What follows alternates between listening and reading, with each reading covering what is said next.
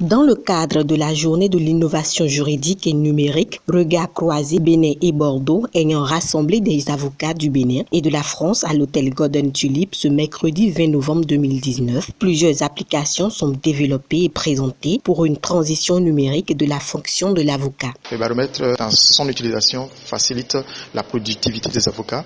Ça leur permet également de gagner du temps, d'améliorer leurs services et de s'entraider plus facilement. Avec son téléphone, il a à portée de main le contact de tous ses confrères dans son barreau. C'est-à-dire au Bénin, par exemple, il a tous les confrères, et une fois que nous aurons étendu le baromètre à l'international, c'est-à-dire aux autres pays de la sous-région, chaque avocat pourra alors rentrer en contact plus facilement avec les autres confrères des autres pays.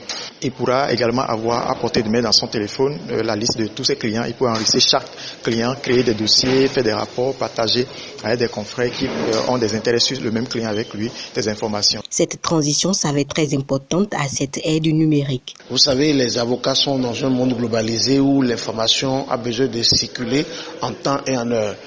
Donc, pour que les avocats ne soient pas les retardataires sur les nouvelles technologies, le barreau a décidé de mettre en place des outils de communication. Une communication est faite autour de cette transition afin de concilier les outils modernes avec la pratique de la déontologie qui régit le corps des avocats. Vous savez, actuellement, les règles qui harmonisent la profession d'avocat sont communes aux 8 pays de l'UEMOA.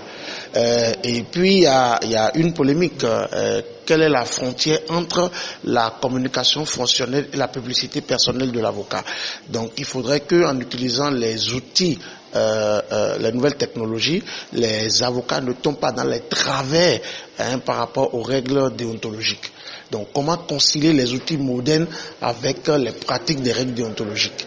Il fallait faire une communication là-dessus pour que les uns et les autres soient édifiés qu'il existe la communication de l'avocat par les outils numériques, mais également qu'à côté de cela, cela devait être encadré par les règles déontologiques. Avec l'application développée par la société Lightech Plus, tout participant à un dossier en justice pourrait être informé des jours et heures des audiences. Nous avons développé une application au profit donc du barreau du Bénin qui permettrait que désormais aucun participant à tout dossier en justice ne puisse dire un jour « je ne suis pas au courant de l'audience qui aura lieu tel jour et telle heure ».